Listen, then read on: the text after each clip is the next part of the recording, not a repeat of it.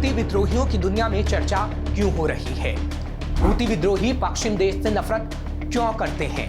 Houthi विद्रोहियों को आखिर क्यों अमेरिका ब्रिटेन की फौज भी नहीं डरा पा रही है? हूती विद्रोही आखिर सबसे ज्यादा ताकतवर कैसे बनते जा रहे हैं? ये ऐसे सवाल हैं जिनका हर कोई जवाब जानना चाहता है, क्योंकि अब अमेरिका जैसे सबसे बड़े देश को भी हूती विद्रोहियों ने उलझा कर रख दिया है। हूती विद्रोही इस वक्त लाल सागर से गुजरने वाले किसी भी मालवाहक जहाज पर मिसाइलें दाग रहे हैं, जिन्हें वो अमेरिका, ब्रिटेन या इजराइल से जुड़ा मानते हैं। नमस्कार, मैं हूं आपके साथ हर्ष भारद्वाज। आप देख रहे हैं श्रेष्ठ भारत।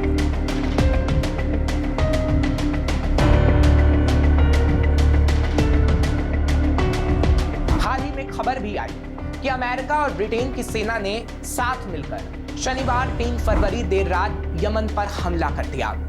सैनिकों ने हूती विद्रोहियों के कब्जे वाले इलाके पर हमला किया था।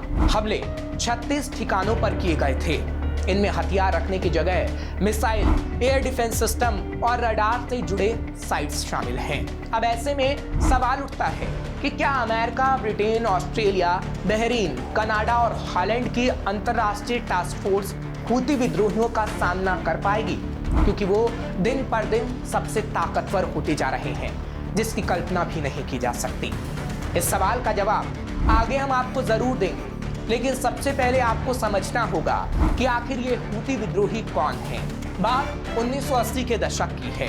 यमन के तत्कालीन राष्ट्रपति अली अब्दुल्ला सालेह के भ्रष्टाचार के खिलाफ देश में माहौल बन रहा था।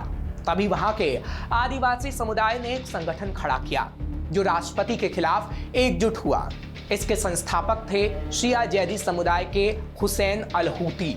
उन्हीं के नाम पर संगठन का नाम पड़ा और विद्रोहियों को हूती विद्रोही कहा जाने लगा। देखते ही देखते संगठन सरकार से टकराने लगा। सरकार से हूती विद्रोहियों ने कई युद्ध लड़े। यह संगठन हमास और लेबनान के हिजबुल्लाह का बड़ा समर्थक है। यमन में शिया जैदी समुदाय अल्पसंख्यक है।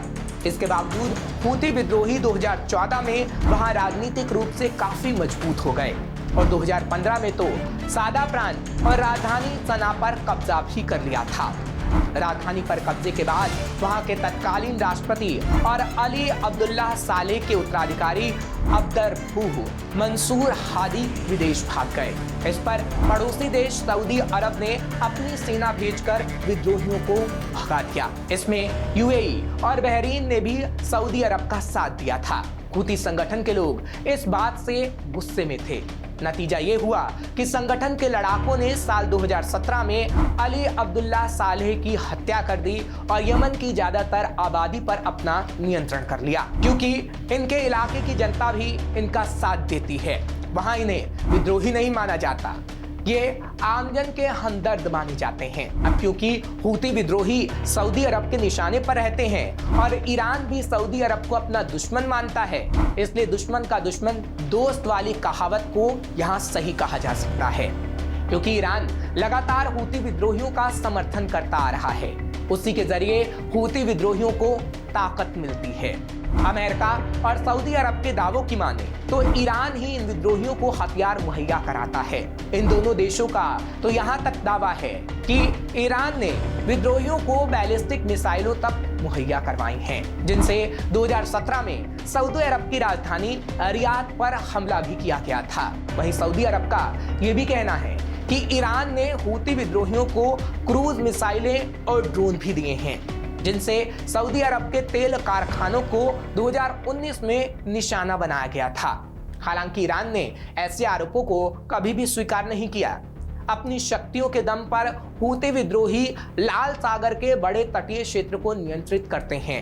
यहाँ उनके लिए जहाजों को निशाना बनाना आसान होता है।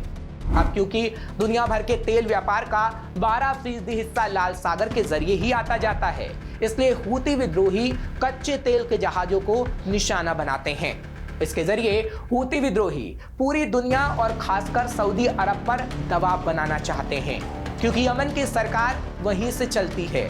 हूती विद्रोही सऊदी अरब से और छूट चाहते हैं, यानी हमलों के जरिए हूती विद्रोही ये जताना चाहते हैं कि वो कभी भी लाल सागर के रास्ते को बंद कर सकते हैं।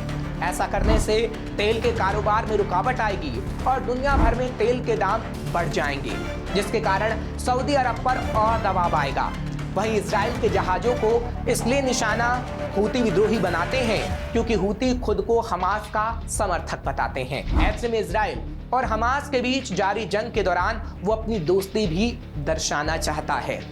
अब ऐसे में हूती विद्रोही अमेरिका जैसे बड़े देशों के लिए सरदर्द बन गए हैं। हालांकि अमेरिका और ब्रिटेन ने मिलकर हूती विद्रोहियों के खिलाफ कार्रवाई भी की, लेकिन क्या इस कार्रवाई से हूती विद्रोही पीछे हट जाएंगे? तो इस सवाल का जवाब है नहीं, क्योंकि इतिहास गवाह है कि ऐसे पहले भी कार्रवाई की जाती रही, लेकिन हूती विद्रोही कमजोर नहीं और ताकतवर होते गए और पश्चिमी देशों को लाल सागर में परेशान करते रहे। और एक बार फिर हूती विद्रोहियों ने पश्चिम को उलझा कर रख दिया है। और फिर सवाल यही है कि आखिर कब तक हूती विद्रोहियों और पश्चिमी देशों के बीच संघर्ष जारी रहेगा? क्या दुनिया का सबसे बड़ा देश भी हूती विद्रोहियों से निपटने में नाकाम रहेगा? क्योंकि अभी की तस्वीर तो यही गवाही दे रही है और तस्वीरें कभी झूठ नहीं बोला करती हैं। ऐसी और खबरों के लिए आप देखते रहिए श्रेष्ठ भारत। श्रेष्ठ भारत पर खबरों से जुड़े रहने के लिए चैनल को सब्सक्राइब करें, बेल आइकन दबाएं और देखते रहें श्रेष्ठ भारत।